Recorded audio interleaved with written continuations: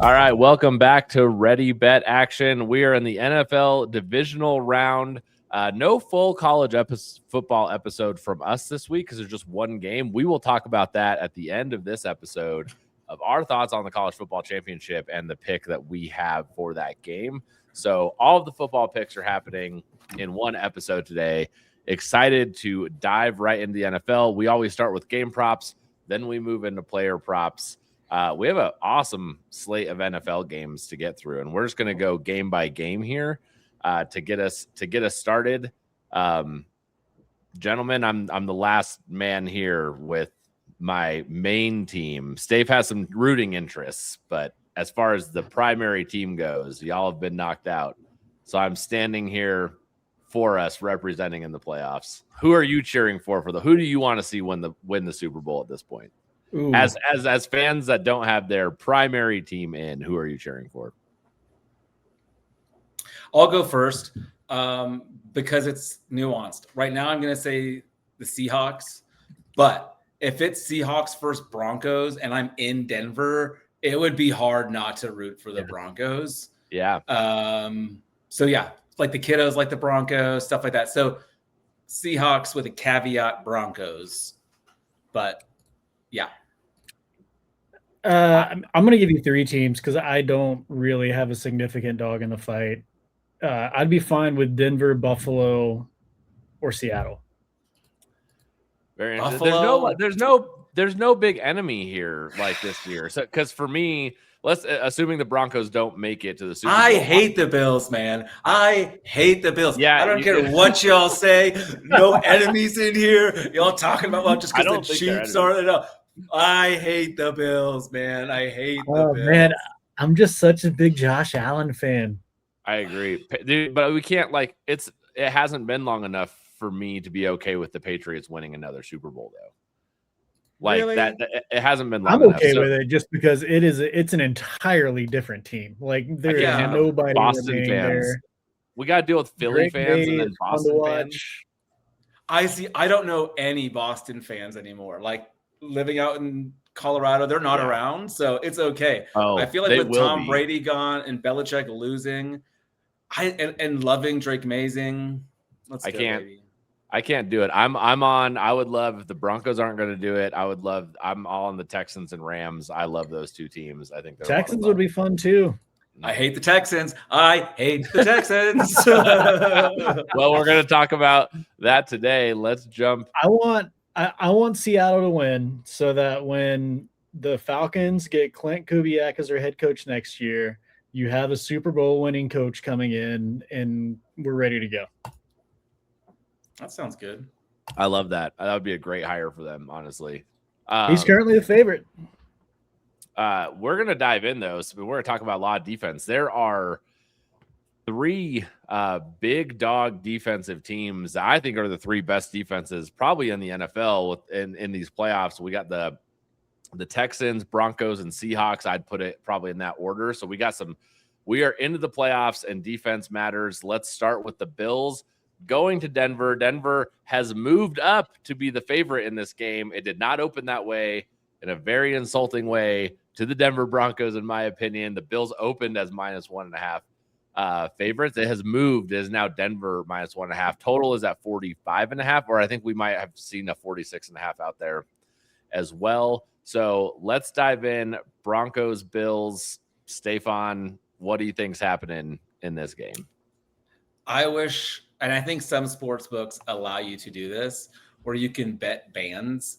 And I just bet that this game does not end close. Or if it is close, I think it's going to be real. I mean, close to the total is what I'm saying.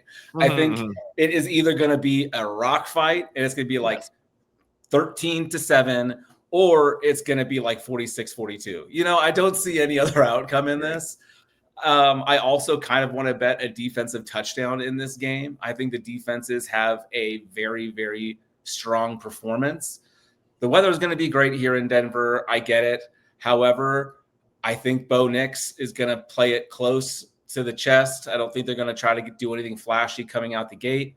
I think the Bills are, I know the Bills are banged up on offense. They are down so many receivers. I like all the props for Khalil Shakir, but I'm not betting any of them because what if Surtain just says, nope, find someone else today. So I just don't see a whole lot of offense in this one. I think Denver's going to be real happy to win this one 13-7. Let's just let our defense do the work. We'll feed the ball to our running backs and our tight ends, like short stuff over the middle, get the receivers involved, but not really try to stretch the field unless they can on play action. So I think it's going to be low scoring. I think we let defenses shine in this one. The Bills are also just going to try to feed James Cook over and over and over again. I don't know if they'll be successful, though. So that's why I don't have any props on him. But I do just think under. Mike, you didn't pick the over, but you have a differing opinion on. You're not taking an under, that's for sure. Yeah, I'm taking the Bills team total over 23.5. I agree with some of what Steve says. However, I still think this defense has benefited from a soft schedule this year. They've only played 6 teams in the top half of the league in points scored. Of those 6, 5 of them went over 24 points. We saw Jacksonville do it, and I just don't know. Yes, Buffalo is down to quite literally only 3 wide receivers on their depth chart right now. And Keon Coleman doesn't count because he sucks. Yeah, he's a half a star from the longest yard, man. But they're playing a ton of 12 personnel. But when you've got Dawson Knox and Dalton Kincaid, the Broncos are the second. Knox and Dawson Knox.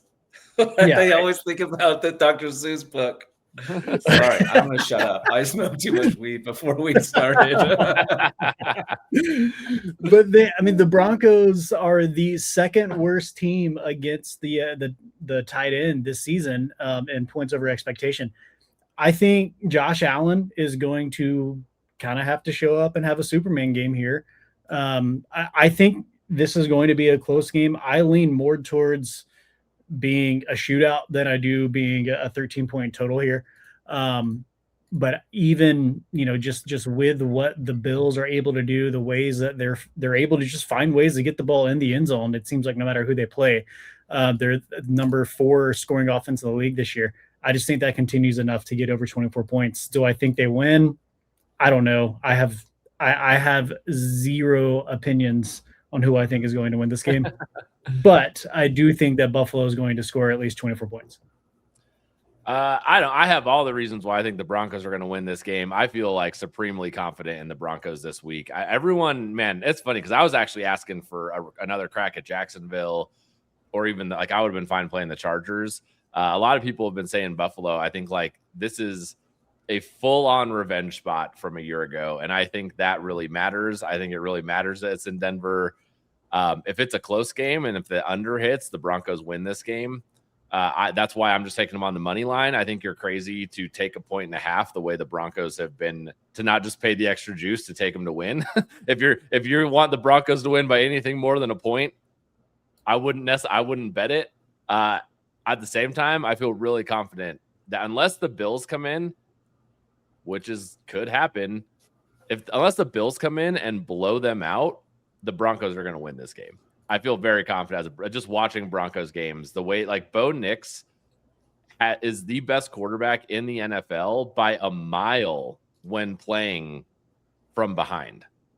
By a ton. He is. I'm going to clip that right before you said when playing from behind, and just yes, just so you can post it. But he is. His stats across everything else is mid-tier quarterback stuff. As soon as he's behind in the second half, he is elite. Are you talking about Blake Bortles right now? Yes, Blake Bortles.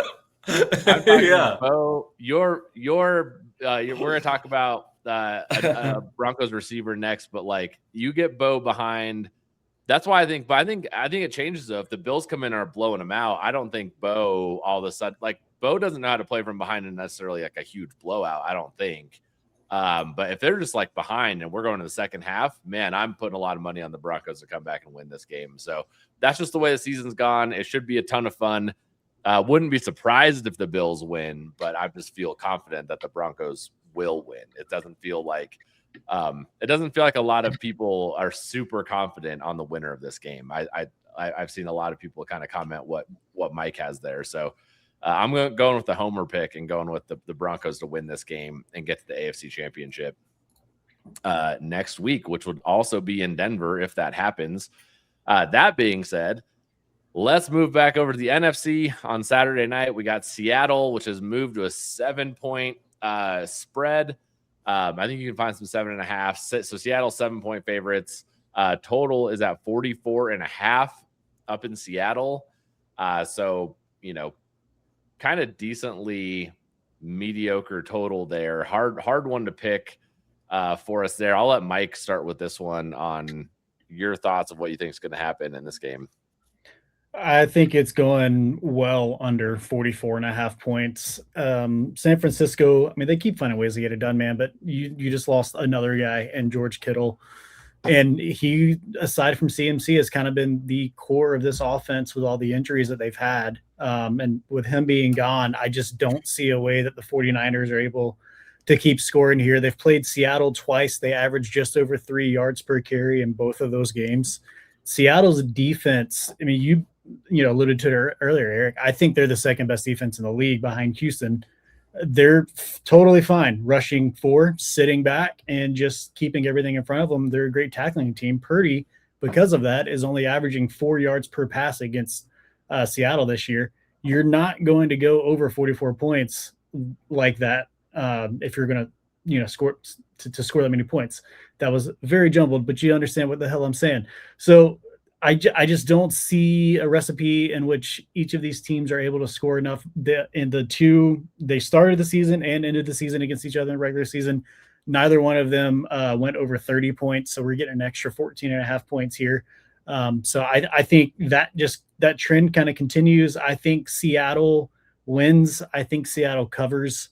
And I don't know if San Francisco scores 14 points in this one. Yeah, I mean, I definitely agree. I think Seattle wins this game. I'm the only other pick here, and I'm really just going on. We got division opponents. Like, this is a familiar foe. I think I'm taking a 7.5 points. The Niners plus 7.5. And honestly, like, I just think that's too big of a spread for me in an NFL playoff game in a division. Like, in a division game, they've already played each other twice. Last time they played, the Niners only scored 3 points with Kittle. So that's a very good point that what are they going to do without him? The answer is probably, I need to add to the next slide just to take, is it Juicenic? Is that how you say his name? Yeah, Juicenic. Juszczyk. There it is. Juszczyk. Thank you. Juszczyk. I'm going Hey, he's an offensive player, so I know what we're talking about. Thank you. Yes. I'm going to be taking Juszczyk over receiving yards, which are set at 12.5 right now. So because Kittle's out, I will be taking I'll be taking that. But I don't know, man. Just division game. I don't think the defense, I don't think Niners are anything great. I think they lose this game. I don't know, man. I'm really just taking this on that's a big spread in the NFL for a divisional game in the playoffs. And like the familiarity these teams have, I know, but like is really all I'm going after here. So Eric, I'm not supremely confident. I looked at that exact prop when I was doing my research earlier today at Juszczyk over because of that. However, in the 6-game stretch where Kittle missed, he only went over that number once. So that's the only reason why I'm off of it. Of course. Maybe we won't add it then. I don't have player props. I talked about this last week where I generally stay away from player props in the playoffs because I think the dynamics are so different. But yeah, that's what I'm going with. That's my lesser confident pick of my 3 for sure. So take with that as you will. I'm really just going with the divisional angle. Stefan, Mikey, you didn't have a play on this game, right? Yeah, but I was going to say, Mikey, you can get 49ers team total points under 14.5 at plus 170, if that should interest you. So you thought maybe they wouldn't get there. I wanted to smash the over on this because Seattle can just get up and score, and I could see San Francisco trying to keep up and keeping up for a little while, but not quite getting there. And San Francisco maybe not doing a lot, but enough to help get the total because Seattle puts up 32 or something like that. But then I thought about all the things Mike just said. Not all of them. Mike had way more reasons than me. I just looked at the fact that combined, they were at 46 total points this year. So I'm not like going to bet it. But I wanted to bet the over, but I couldn't do it. So I guess when I was glancing through DraftKings last night, the first thing I hit on this game was over 44.5. So like that was my instinct as well. Yeah. I wasn't on it, but yeah. I think all of us, and I don't necessarily believe this will happen. I guess I'm somewhere in between. I don't think Sam Darnold's going to turn into a pumpkin in this game or the next game, but I also don't think that he's a Super Bowl winning quarterback. So I can't back the Seahawks to win the Super Bowl. He doesn't have to be in this game. I think that's he doesn't have to be in any game. But yeah, what if I think Seattle can win it without like a real like old school Sam Darnold game though. Oh yeah, then they lose. Then they definitely lose. That's the fear. Like Seahawks fans, that's the fear. Yeah, like they've just been waiting. I don't actually believe that'll happen to him. I'm just somewhere in between where I won't bet the Seahawks to win a Super Bowl, but I also don't think Sam Darnold's just gonna like crash and burn at this point. Right. All right. That is the game for Saturday night. We're going to move on to Sunday at 1 o'clock. Well, 3 p.m. Eastern time. We got the Texans going to the Patriots. I watched this game in the airport on Monday night coming back from Denver. We got the Texans in New England. Patriots -3 right now. Opened at 3.5. Total is 40.5. Which makes a lot of sense considering the defenses. I forgot I should have thrown the Patriots when I was talking about big defenses. I should have thrown the Patriots are pretty good at that too, with a very defensive coach. So let's talk about this. Stefan and I disagree on this game. So Stefan, why don't you? I only have one angle, so you tell me why the Patriots are going to beat the Texans by more than 3. I mean, home field advantage. Nico Collins still in concussion protocol. CJ Stroud has been good. The offense can get going with him. I think every game I continue to fade Houston, so take all of this with a grain of salt. And I do happen to have a bit of a thing for Drake Mazing, so take it all with a grain of salt, but I'm not going to back down from this Patriots team. I think we're heading to a Patriots Super Bowl appearance, and I think if I want them to win, I think they can win by 3. So I'm just going to take them on the number. If it was 3 and a hook, maybe I'd be a little bit more hesitant, but I think worst case scenario, I push. That's what I say every time before I lose a bet. 30 to 19, I just think Houston's offense is going to struggle a little bit too. I could see them with not very many options. Like Kirk is a fine 2, but if he's your number 1, I just don't know what that means. Woody Marks has been a fine running back. He's not elite. Nick Chubb Higgins looks great. I think Higgins looks like a good receiver for them. Great and good are 2 different things. I'd agree with good. Yeah. Yeah, it's Nico Collins and everybody else. Like that's the right. Offense. So and I know that people are listening to this being like, yeah, but it's not like Drake May has a million amazing targets. I get it. I get it. But Trevion Henderson's the GOAT already. Like that's such a good running back. I wish they would give him the ball more. Like I know Ramondre Stevenson can be good, but give Trevion the ball more. That's all. Yeah. I'll just take the opposite of just like I think that's going to be hard to do. I've watched a good handful of Texans games this year. I think that team's defense is terrifying. It is absolutely terrifying to me. Like I would have nightmares playing them. And like what they did to Aaron Rodgers last week was fun. Just watching that game. It was great for all of us who hate Aaron Rodgers, but I cannot take this team to lose by more than 3 points right now. So I'm taking 3.5. I'll just buy the hook and get at -120. That team, it reminds me, like I was telling someone this, it reminds me of the Broncos 2016 Super Bowl winning defense, that the offense was absolute trash that year. Peyton Manning was even hurt most of the year.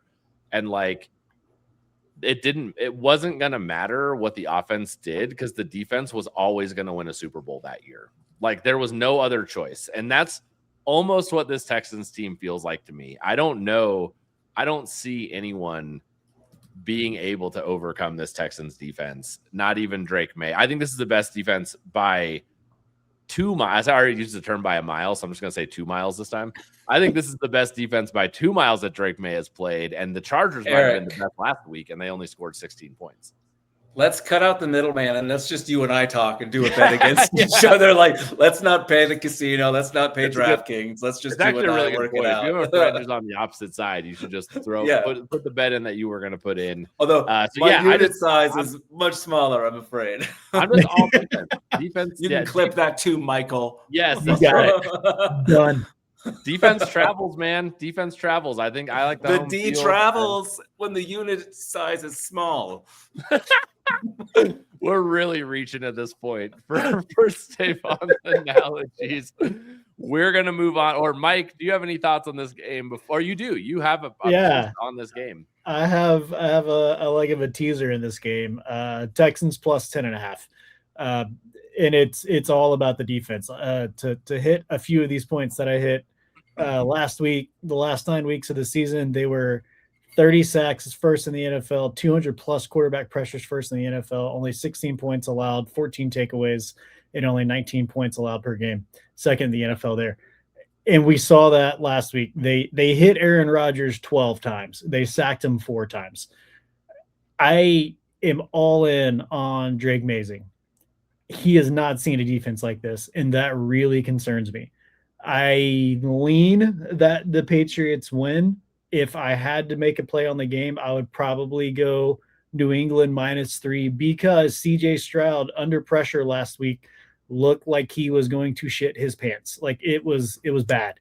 And the Patriots have a great defense. I would argue better than Pittsburgh's defense.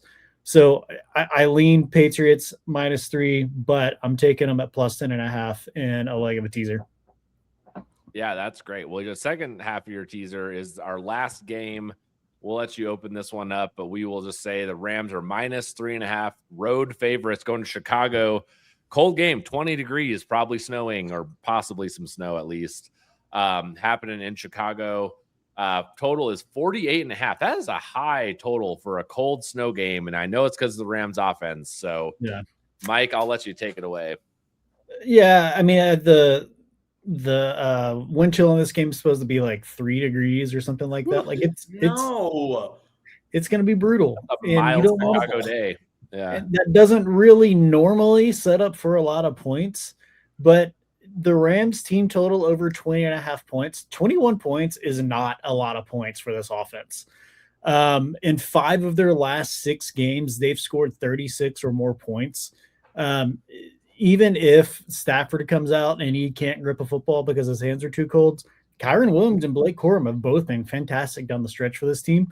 And the Bears are decimated in the secondary. So even if it takes Stafford a minute to get going, the Rams hitting 20.5 points here feels super easy. The Bears have given up 24 points a game as is on the season. So add the couple additional injuries, getting over 20.5, 21 points. I love this leg. You can get that teaser at -125.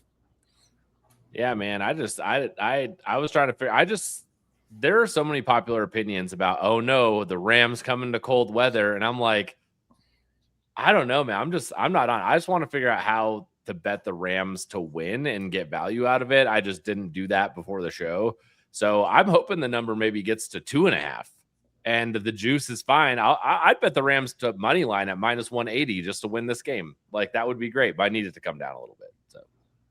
We will see. Stephon, any thoughts on this game? I've been fading I don't think the Bears are very good. Yeah. And I'm always wrong. So I'm not betting this game. But yeah, the Rams are going to crush them. The Rams are going to roll. Rams alt line. Let's go. Oh man. All right. I love it. Maybe I will take But Jared Goff in cold weather is terrifying. Jared Goff is terrifying in cold weather. He is. I'm sorry. We're having a Chargers-Rams moment from last year. We can continue. We can continue. All right, we're Those who moving know. on. Wait, let me make sure we didn't miss anything. Yep, we're San moving on Diego. to player props. You all have the player props here. I'm not taking player props, so I'm going to let y'all run with it. I did. Stave's going back to the well, and I agree with it. I just can't believe it didn't hit last week. At least I don't think It did hit last week. The McCaffrey touchdown hit last week. Yeah, He had 2 Oh, touchdowns last week. In that He case, how crushed is he last at -1? How is he at -108? Anyways, Stefan, why don't you kick us off with your Christian McCaffrey touchdown? You just did. You just did. You literally just said, "How is this at -108?" I don't know, Eric. I mean, that's to insane. Mike's point, the San Francisco offense is not one that I have a whole lot of confidence in. But if they do score a touchdown, it's probably going to be Christian McCaffrey. Yep. I'll be honest, I don't have the book where it's listed at -108. I paid up at -130 on DraftKings. But I like it all the way up to -130, which is where we had it last week when I thought it was a great value. So Christian McCaffrey to score a touchdown. Let's go. You know what's going to happen just to piss us all off? He's going to throw a touchdown to Brock Purdy, and this will not hit. Yep. That is exactly what's going to happen. They're going to pitch it back to him. He's going to throw it to someone else to use check after I said it. That's right. Pick. For a 13-yard touchdown. Let's go. 13-yard touchdown. No, 11 yards. It'll be 11 yards, and it'll be his only reception. So funny. All right, Mike, why don't you hit us with your first player prop? Yeah, I'm going to go back to the well for one of our – I think we went 9-2 last week. This is one of the 2 that missed last week. Dalton Kincaid over 37 receiving yards. You know, it bounce back week plus the fact of how bad Denver has been against the tight end. They're totally fine saying, hey, beat us with your tight end. We dare you. And this is the team that can do it. So 37.5 yards. He's hit this in 9 of 11 games when healthy this season. And it's just a great matchup. So over 37. I think the only team we didn't do is when Brock Bowers got like single digit yards against us one time this year, and every other game we gave up a ton of tight end yards. And Kincaid, even though he didn't get the yards, he had the touchdown last week. So you could also play it that way. And his touchdown is at plus 280. So you could play it in both. His kind of like that too. It's going to go to Dawson Knox. I'm telling you right now. Well, that's also true. It's going to happen. And he was close on yards. He only missed it by 4 yards. So it's not like it was a, blowout or anything. Well, let's hit us with Mike, why don't you hit us with the next one? This might be the last week to take Jaleel McLaughlin, a Jaleel McLaughlin prop with J.K. Dobbins probably coming back next week if they make it. Yeah, I'm going to go Jaleel with 20-plus rushing yards. I don't think Sean Payton really wants to rely on Bo Nix here. I think he has been inconsistent enough that he's going to do what Denver does best, and that's run the ball. And with that, Buffalo has the number 2 passing defense in the league, but they're giving up 6 yards a carry right now. And RJ Harvey, he's going to get the bulk of the carries, but he's been inefficient, 3.7 yards a carry, minus 0.15 yards EPA per rush. McLaughlin, on the other hand, he's averaging 5 yards a carry right now. Since week 13, he's gotten at least 4 carries in 5 of 6 games, and all 5 of those games, this number has hit. I think Denver is going to try and keep the ball on the ground, and I think Jaleel McLaughlin is going to get 4, 5, 6 carries, and I think this is going to hit 25 to 40 yards with ease. So this is, I think, my favorite prop of the week. Yeah, I like that. I know it's because when RJ Harvey's in the game, the other team knows they're going to run the ball. Yeah. So he doesn't get anything.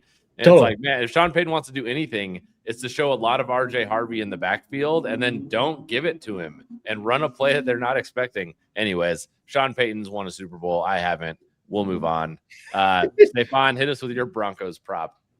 When they fake the ball to RJ Harvey and go to play action, maybe they hit Troy Franklin. I'm going to take Troy Franklin over 2.5 receptions at plus 130. This is another line that's just baffling to me. Troy Franklin has hit this 14 times this year. Yeah. 2.5 receptions is not asking a lot. I know he only had like 1 last week.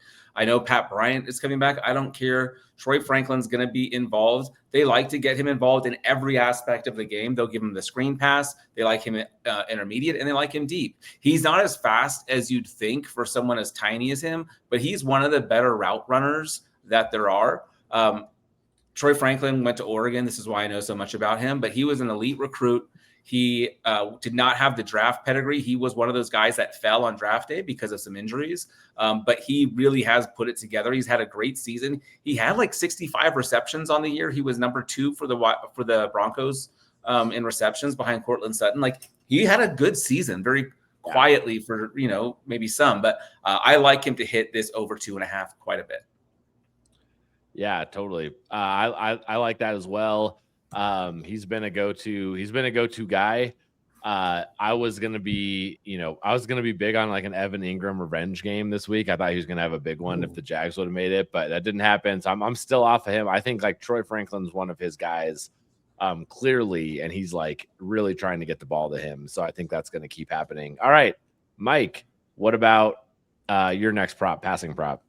I'm going to go Sam Darnold, under 1.5 passing touchdowns, -114. No shade on Sammy Boy in any way, shape, or form. This is all about the fact that Zach Charbonnet and Kenny McIntosh are going to do everything they need to do to get this game win.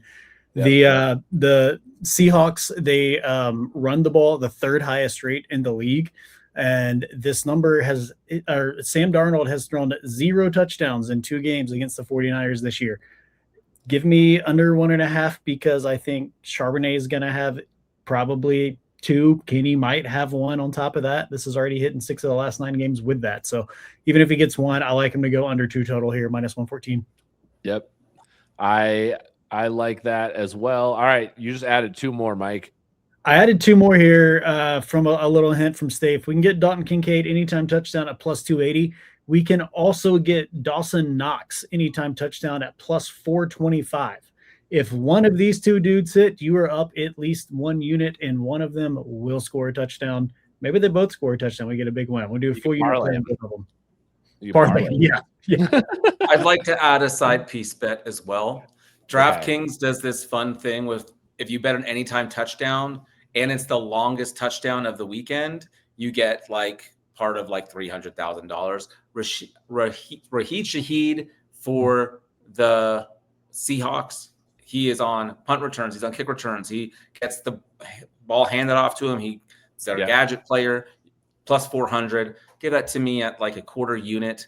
I could see him getting a touchdown, and I really like him to get like the longest touchdown of the weekend on like an 86-yard punt return. Let's go, baby. I like that. All right, let's talk college football real quick. What are y'all's thoughts on this game? Stephon, you're actually the only one with the pick. I'm going to hand it to you first to give us the pick. We can chime in and just give us your college football national championship prediction. So the total is set at 47.5, and Indiana is favored by 8.5.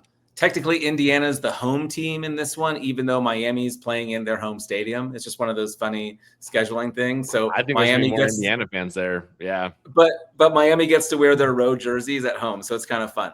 Anyway, I think Indiana rolls in this one. Indiana has shown us that they are that team in a year that we've all been like, there's no elite team in college football. Indiana has not so quietly said, actually, if you just erase the logo on our helmet and put something else that you feel a little bit more comfortable with, we'd actually beat that team. Give me Indiana, whatever the points, but my actual play is going to be Indiana team total over 13.5 points in the first half. I don't think they get off to a slow start. 28.5 for the full game for them, I also like, but I do think they get going pretty quick here. I see them scoring at least 2 touchdowns in the first half, so I like that quite a bit. Overall, Mendoza has had fewer incompletions than he has more touchdowns than incompletions in the playoffs. When watching him dismantle my Oregon Ducks, he put the ball in places where only his receiver could catch it, and their receiver would have had to make an incredible catch to catch it, and then somehow they also did catch it. Like, this team is operating on a very high level. Their run game is elite. Miami's defensive line does scare me a little bit. If they can get to Mendoza, maybe this doesn't hit as comfortably as I like. Maybe I'm sweating this. Maybe I'm wrong. But I would be shocked if Indiana can't dial up enough to get 14 points in the first half. Man, sports betting is crazy. There are $70 million bet Kalshi on the national championship game right now, which is pretty crazy. I'm sure that's one of the lower totals of bets happening too, because it's one of the smaller ones. Do they want to be a sponsor, do you think, Eric? I don't know, man. They're already pretty they're already pretty all over everything. I think they're really taking advantage of all the states that it's not allowed, or the where sports betting can't happen, and they're really cleaning up right now. Yeah, I agree with you. Like, my take is Indiana rolls. It might turn into a boring game because Indiana's actually blowing them out, which is crazy. Because actually, I mean, that Miami, the only thing that tells me why I'm not going to take the spread to maybe it becomes a game is that the Miami, like, I do believe the game's won in the trenches cliche, and Miami's does have that going for them on both sides of the ball. But, like, honestly, it just doesn't seem like anyone is on Indiana's level. So I would lean towards a blowout. Mike? Yeah, I mean, when you look, I forget the actual number, but when you look at the actual statistics of the difference of size between Miami's defensive line and Indiana's offensive line, it's pretty staggering. However, I don't care. Indiana is just executing better than any team we've seen in a hot minute. Miami, in order for them to play well, they have to run the ball. They're not going to play well just riding the back of Carson Beck. They gave up 1.4 yards per carry against Alabama, 3.6 yards against Oregon, and 2.2 yards against Ohio State in the title game. 2.4 yards per carry in the postseason right now. You're not going to be able to run the ball for less than 3.5 yards a carry and find success against Indiana right now, as good as the offense is playing.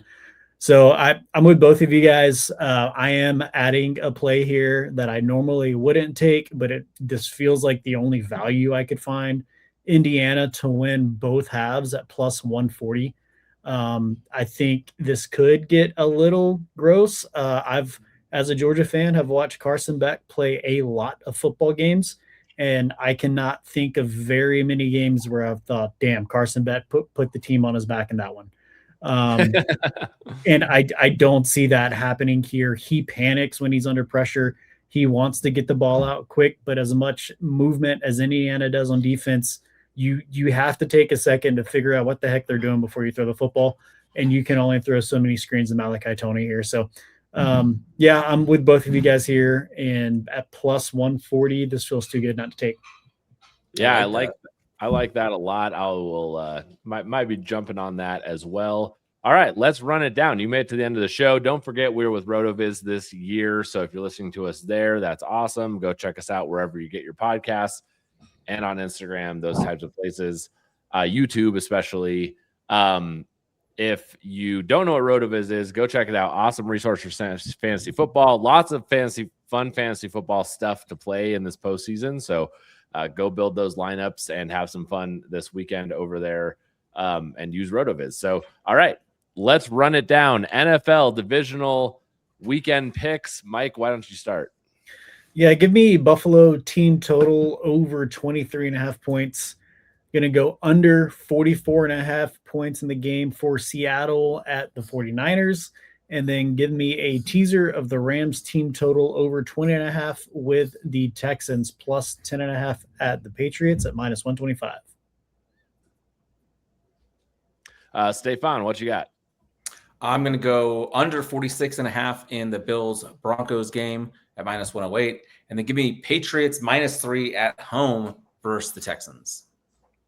Awesome. Give me the Broncos to win, my homer pick. Go Broncos. Niners plus 7.5 at the Seahawks. Texans plus 3.5 at the Patriots. And Mike, why don't you give us your player props? I'm going to take Dalton Kincaid over 37 receiving yards. Jaleel McLaughlin over 20 rushing yards. Sam Darnold under wow, I goofed that up. Sam Darnold under 1.5 passing touchdowns at minus 114. And then give me a anytime touchdown for Dalton Kincaid and an anytime touchdown with Dawson Knox. If either of those hits, you make money. Let's go. Love it. How about your college football picks, Stefan? I'm going to give you my player props real quick. Sorry, my bad. No, you're good. Christian McCaffrey, anytime touchdown at minus 108. I'll play that all the way up to minus 150. Then give me Troy Franklin over 2.5 receptions at plus 130. And then in college football, give me Indiana team total over 13.5 in the first half at minus 130. I'll wrap us up with Indiana to win both halves at plus 140. All right, that is it. That's how we're going to make money on football this week. We'll see you next week with the NFL Conference Championship games. See y'all later.